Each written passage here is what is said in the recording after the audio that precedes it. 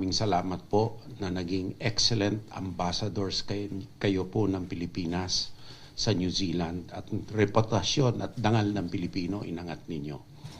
I said, Your Excellency, that I gave credit to the 100,000 Filipinos for each becoming an envoy of the Philippines, upholding the highest standards of humanity, civility, good citizenship in New Zealand. And they have had influence and contributions. And the same, when I was much younger, I think the bulk of the reforestation programs were funded by New Zealand in the 70s and a host of developmental authorities. But now we come to face the reality on both our countries that peace doesn't come for free. It is not a free dividend, but must be committed to. And thus, we are committed to our mutual resilience. And in this way, through the SOFA, interoperability, other enhanced exchanges shall be done for collective resilience in the Indo-Pacific region, and also bilateral efforts to develop our mutual resilience. Our threats are not dissimilar, they are similar. Whether they be from challenges to the rules-based international order or to facing the challenges posed by climate change. And in both of these challenges, our defense establishments play a key role. New Zealand has recently embarked on a defense enhancement and resilience program. Their journey will be in the same manner as us, where we are investing a lot on defense capabilities, skills, new challenges, asymmetric challenges, and our journeys share similar paths. That we learn the lesson now that peace is best backed with resilience and with deterrence. And no country in the world can afford to ignore this fact, no matter how distant one may be. And so the path of New Zealand's enhancing its defense capabilities is squarely in line with the values that we share, squarely in line with the path that the Philippine Defense Establishment is taking. And it is squarely within the expectations of both our peoples to remain free, to explore and exploit the resources that international treaties grant to us for the future generations of our people. Thus, we welcome the post-signing activities.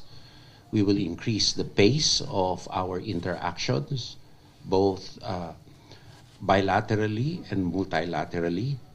Thank you also for the opportunities that you have granted our defense establishment to further their education and their exposure to the evolving nature of the defense ecosystem. And in conclusion, we commit to fixing the internal processes to secure a speedy presidential ratification of the same and the Senate concurrence that is required. We are indeed fortunate to have a partner as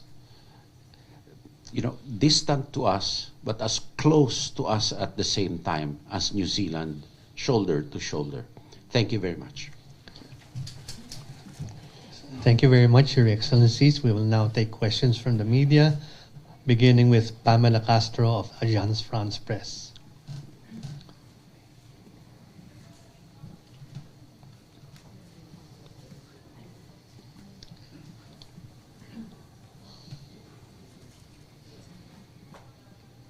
for Defense Minister Judith Collins. My question is, why did New Zealand decide to forge this agreement with the Philippines? And may you please help us understand what is at stake for New Zealand in the Indo-Pacific region, particularly in the South China Sea?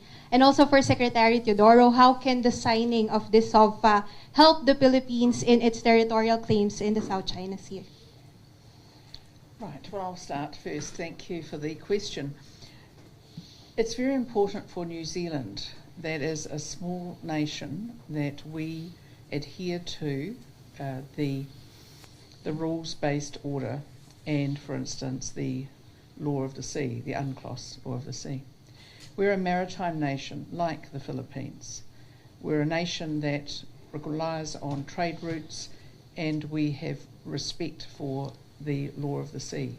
We have been involved with monitoring and making sure that the trade routes through the South China Sea and others are kept open.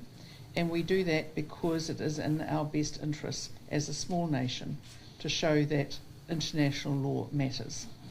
So the Philippines is a partner that we have engaged with over many years. There is a long-standing engagement, and we have shared in similar values, particularly when it comes to the law of the sea and the rules-based order. As the minister has said, New Zealand is a partner in the rules-based order.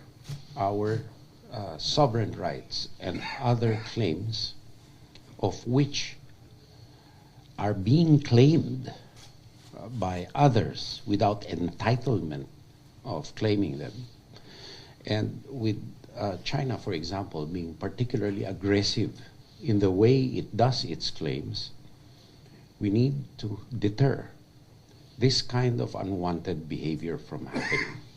It could happen today here, and who knows where else in the future. Thus, this is not merely an exercise in Philippine territorial claims, but in upholding the rules of the road down the line, so that the Philippine experience, although we have a goal, really, of securing our constitutional and treaty boundaries and exclusive economic zones, our goal really is to have parity in the world when it comes to the enforcement of international law. Look, at any one time, we do have Filipino nationals abroad. And so it is really important for us too to have clear international law norms, not only for us here, but for our citizens abroad, that we have a clear understanding and a clear determination to resist illegal attempts to reshape the world order into an order which will uphold a particular philosophy, group, or clique. And thus, our alliance building measures, latest with New Zealand and soon some more, is important because there are those who follow international law and there are those who want to redefine it. And I think the camps are becoming clearer. So for us, any addition to those that support UNCLOS in the way it is written and not in the way it wants to be defined against the 9 or 10 dash line is welcome to us and helpful. Thank you, sir. Thank you, ma'am. Thank you, Pam. Up next is Joy Cantos of the Filipino Star ngayon.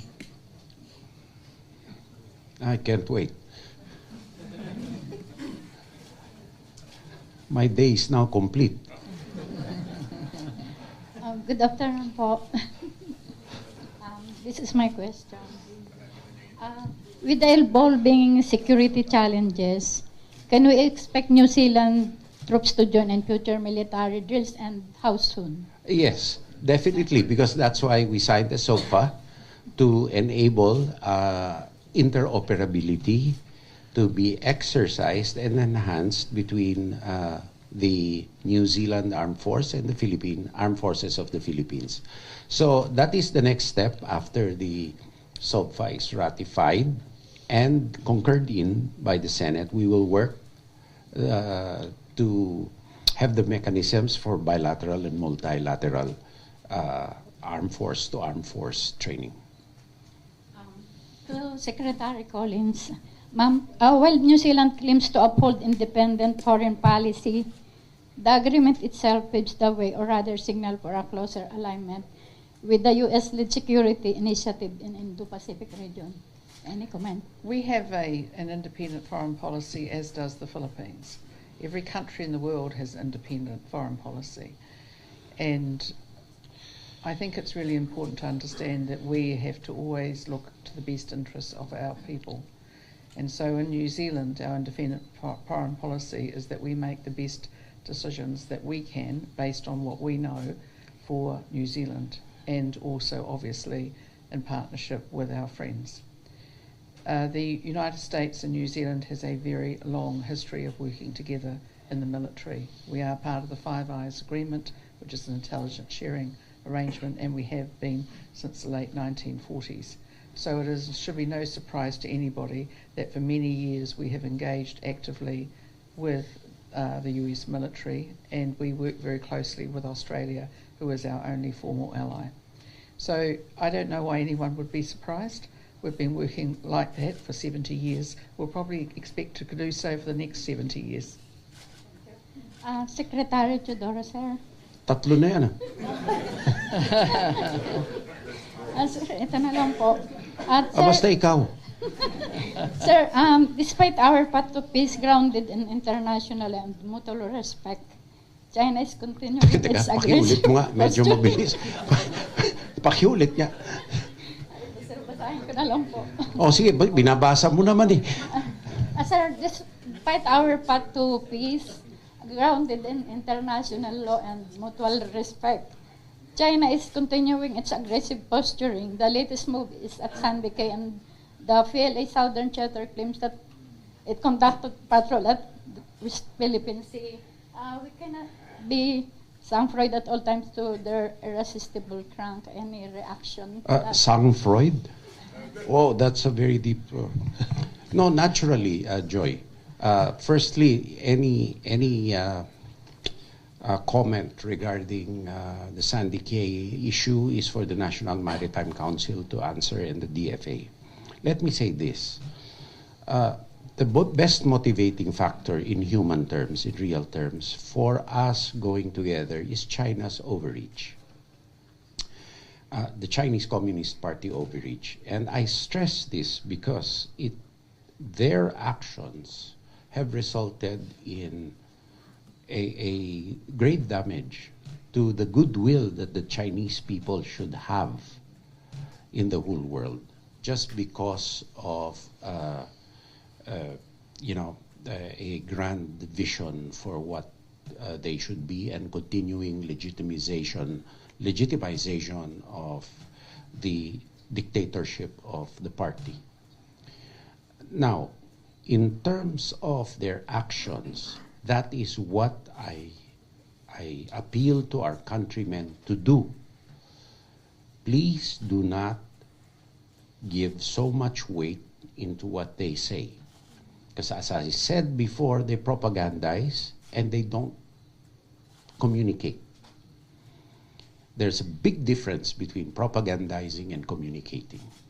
And let's judge them by what they do and not what they say. Thank you, Joy. You made my day. Up next is Andrea Calonzo of Bloomberg News. Good afternoon. To Secretary Teodoro first. Sir, we finished the VFA with New Zealand. How about our planned VFA with Canada and France? What's the status of that, and when do you see those being signed? The signing of the VFA with Canada is tentatively scheduled soon, very soon. I think there is a notional date, and I will wait for the proper announcements to be made officially. Now, with France, I hope we have already received the authority to negotiate a VFA with France, and we will get to work as soon as possible. As you've seen,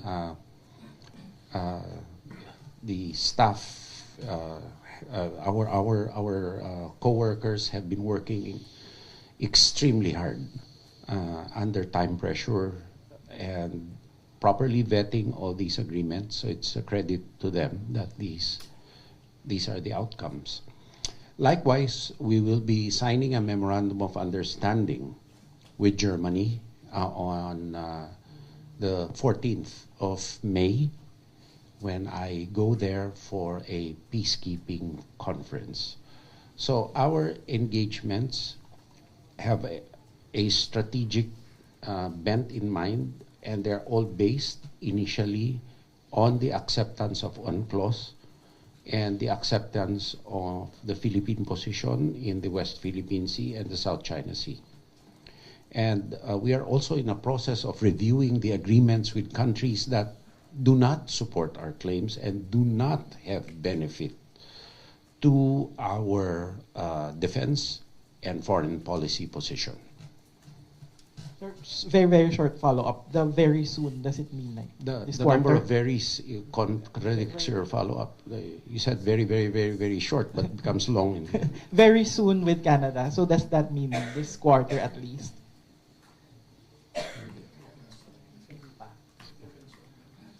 I can't. I think let's keep it at very soon. Yeah.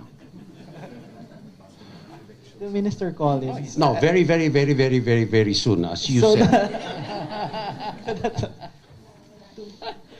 To Minister Yes, Collins. sir. So, can you give us an idea what how New Zealand sees Southeast Asia as a region, and maybe like what other efforts are you taking to bolster your defense ties also with our neighbors, and how important is that for New Zealand? Well, thank you. The world is, as you know, in a challenging place at the moment. There's a lot of geostrategic competition going on, particularly in Southeast Asia and the Pacific generally. And we see ourselves as very much a Pacific nation that is located in a part of the world that we would like to keep peaceful. We have a long history of being involved in Southeast Asia. I think to our efforts in Borneo, our efforts in the Malaya emergency, our efforts in Singapore, helping Singapore with its independence. So we have a long history there. We've also been in Vietnam, we've been in all sorts of places. We're involved at the moment and have been for many years in demining in Laos, or Lao PDR. So we are very committed to this. We're working closer with Japan. We have been involved for a long time with the Republic of Korea. We are the second largest country in terms of contribution to the UN's commission in the demilitarized zone. So we're the second largest to the US and have been for a very, very long time. So we are part of the region.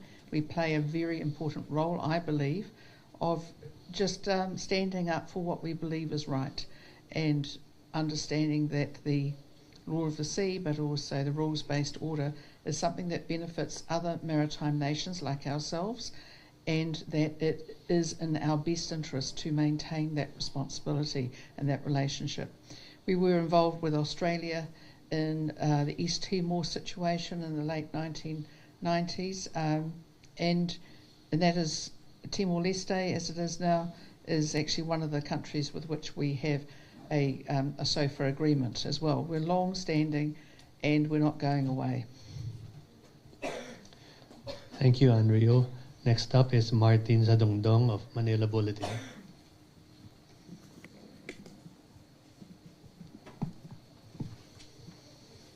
Good afternoon, Secretary Teodoro, and welcome to the Philippines, Minister Collins.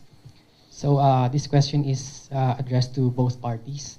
What are the main provisions of the Status of Visiting Forces Agreement? What are the primary goals or expected benefits of this agreement for both countries? And are we expecting to hold joint maritime patrols in the West Philippine Sea soon? Do you want to? Oh, okay. Well, mostly this is about the status of our forces when they are in the Philippines and the status of the Philippines forces when they're in New Zealand. It gives a legal framework so that we don't have to race around and get a new framework every time we are visiting or that the Philippines is visiting us. So it gives some certainty and to that legal status. It is not unique to the Philippines. We've got it with other countries, and we're increasing that activity to make our operability, interoperability much more enhanced. In terms of anything else, I think that we're just seeing basically we have undertaken work with the Australians, the US and others, and we're just going to continue doing the work we do around the law of the sea and also around the rules-based order. And as a maritime nation, we appreciate the ability to be able to sail in international waters. Added to this is the ability for our armed forces and other members of the defense establishment to have familiarity with each other, to interoperate. And as an axiom in an armed force is the more you train together, the more trust and confidence is built. And this is not only for defensive purposes, but more importantly, since both New Zealand and the Philippines are in the ring of fire, it will help interoperability in terms of HADR between our troops. And it will also allow the New Zealand and the Philippine Armed Forces to interact with other troops in the Philippines and elsewhere. For example, in Australia, in Japan, and of course with the United States. Thank you. We now call on Maricar Cinco of Kyodo News. Good afternoon, Secretaries. Minister Collins mentioned earlier about the information sharing, and actually my question is relevant to that because yesterday the Japanese Prime Minister and President Marcos confirmed the start of discussions on security of information agreement. And we would just like to ask Secretary Teodoro, is it, if you can expound on that, and how come it's called differently from the GSOMIA that we have with the USA? It's called differently because each country has its own set of procedures regarding classifications of a piece of information and how this may be used and who may have access, in short, who may have access to what. And this is country specific. Hence the need for bilateral agreements between Japan and the Philippines to enhance our domain awareness and other mutual activities that we need to conduct. And it is a protection measure that not only do these countries demand from us, but which we demand likewise. Yes, sir. Sir, very quick follow-up. So is it the same as with GSOMIA and also to Minister Collins? Are you going to have the same agreement with New Zealand after the signing today? In terms of New Zealand, that is a matter that we still have to talk about. With Japan, we'll see. We will begin negotiations as soon as we are given the authority to do so formally. We are waiting for the authority so we can begin negotiations on that extent, to that extent. And we want to have a full complement of resilience measures and deterrence measures too, to be on the ground and operating as soon as possible. And these deterrence measures and resilience measures require secrecy of information. And last we'll have Ian Cruz of GMA News. Good afternoon. My question is for Minister Collins, but of course Secretary Teodoro may also respond. Madam, the Philippines has visiting forces agreement with the United States, with Australia and Japan. And so how will the SOFA with New Zealand differ from the other agreements, and will you also consider deploying your troops in our territories in the West Philippine Sea or in the South China Sea? Thank you. Well, the agreement that we have with the Philippines is very similar to the agreement between the Philippines and Australia. So there's not any difference really, and so I'd say it doesn't actually affect it at all. In terms of deployment, we're not anticipating needing to do any such thing, but we are obviously still maintaining our work on sanctions work for North Korea and its activities. We will continue our P8A Poseidon work. We will continue our transits. We will continue to uphold the law of the sea, but we're not anticipating having to deploy anybody anywhere soon at all.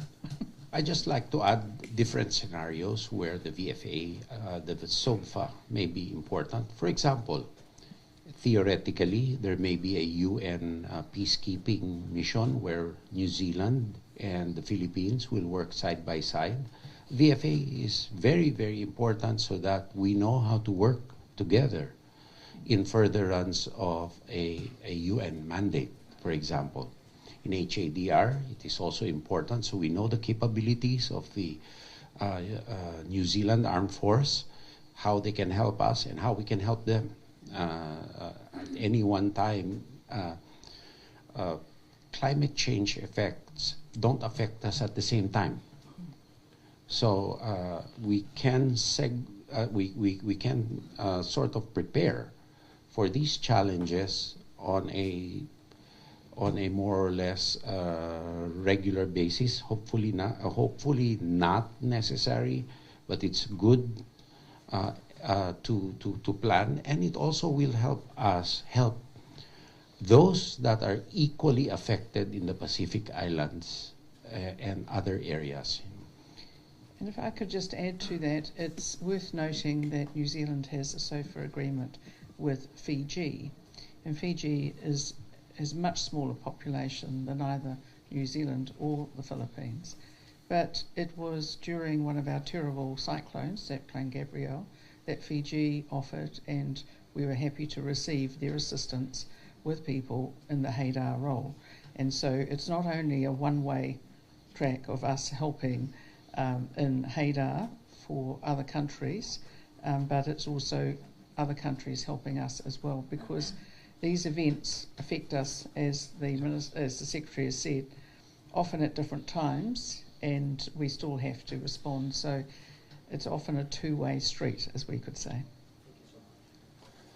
Thank you. That concludes our Q&A. We'd like to invite our two ministers to stand in the middle of the stage for the final photo opportunity.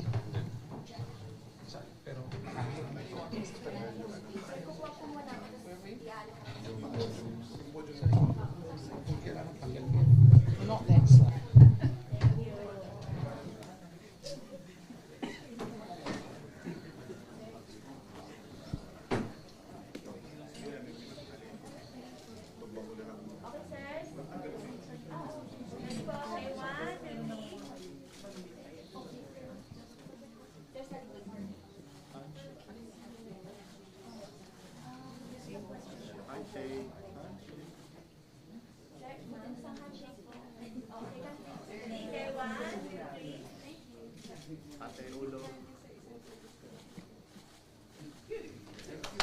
Thank you very much, everyone. We'd like to request our media friends and our visitors to stay in their places while our two ministers leave the venue.